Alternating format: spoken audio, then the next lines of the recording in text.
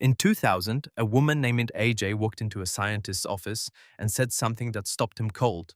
I remember everything, every single day of my life, and I can't make it stop. The scientist thought she was exaggerating. People always exaggerate.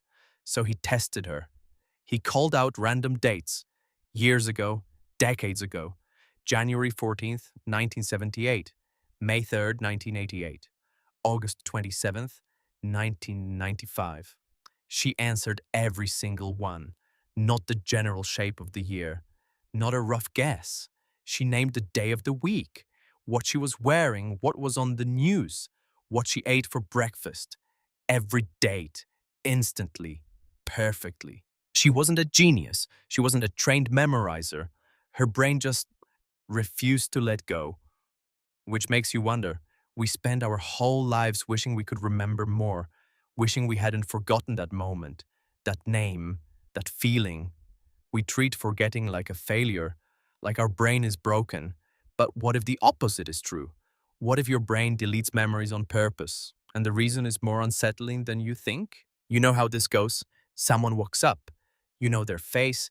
You know you've met them before, but the name is just gone. Or you're telling a story, and the detail that matters most, the year, the place, the punchline, isn't there anymore. It was there yesterday. You're sure of it. We call that a glitch, evidence that we're getting older or not paying enough attention or simply not good enough. But here's what nobody tells you. Your brain isn't forgetting by accident. Your brain is not a camera.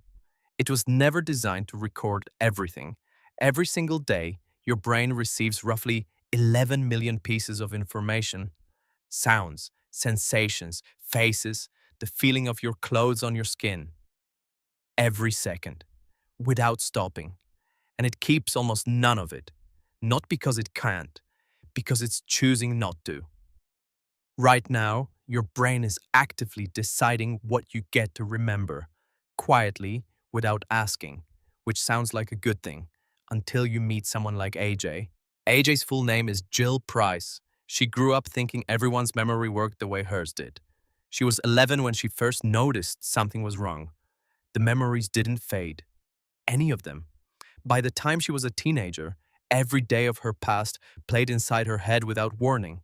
A song would trigger it, a date on a calendar, a smell.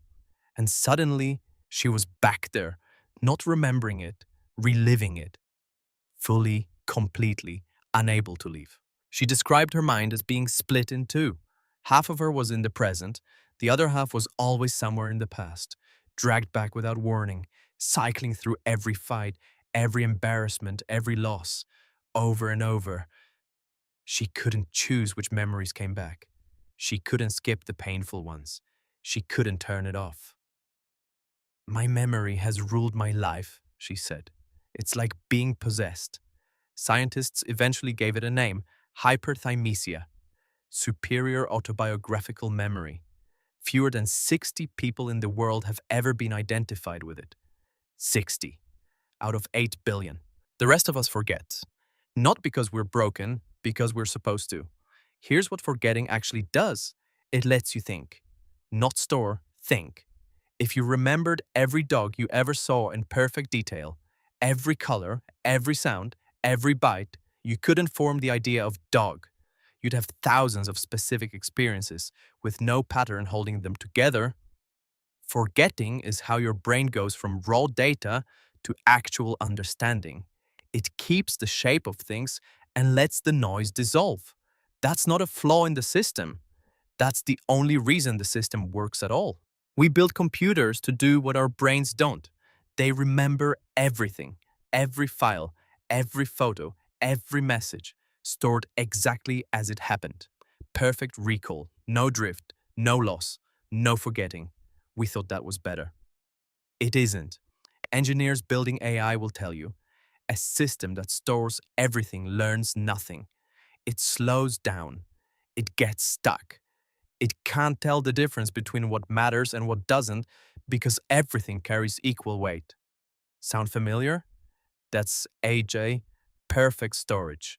No ability to move forward. And here's the part that changes how you think about sleep. While you dream, your brain replays the day and makes cuts. It decides what's worth keeping, strengthens those connections, and quietly dissolves the rest, not randomly, by emotion, by relevance, by repetition. The things that matter most survive, the things that don't, gone by morning. You thought you were resting, your brain was editing. Here's where it gets genuinely strange. Scientists found that the brain grows new cells overnight, inside the hippocampus, which is the part of your brain where memories are formed. And those new cells don't just add space, they overwrite what was already there. Your brain is not passively letting memories fade. It is actively growing new tissue to clear old memory and make room for new learning. The forgetting isn't a side effect of growth. The growth is a mechanism for forgetting. Your brain doesn't forget because it failed. It forgets because it's protecting you. Think about every memory you've lost. Not the big ones, the small ones, the random Tuesday in 2013, the conversation you half remember, the feeling of being somewhere that mattered, but you can't pull it back anymore. You didn't lose those. Your brain made a choice about who you needed to become. The version of you that carries every wound, every small embarrassment, every moment of being lost. That version couldn't move forward. So your brain let those things go, not to hurt you, to free you. The memories you lost weren't taken from you. You were spared by them. AJ understood this eventually. After years of tests, after a book, after more interviews than she could count, she realized something the rest of us will never have to face directly. The memories that stayed were the ones that hurt most. Every mistake, in perfect detail. Every loss replayed on schedule. Every moment she'd rather forget. Preserved forever. The forgetting she couldn't do, that's what everyone else's brain quietly does every single night. She didn't have a gift. She had the weight the rest of us were never meant to carry. So the next time a memory slips away, a name, a feeling, a moment you thought you'd always keep, maybe don't reach for it. Your brain has been doing this your whole life, watching what comes in, deciding what stays, letting the rest dissolve quietly into nothing.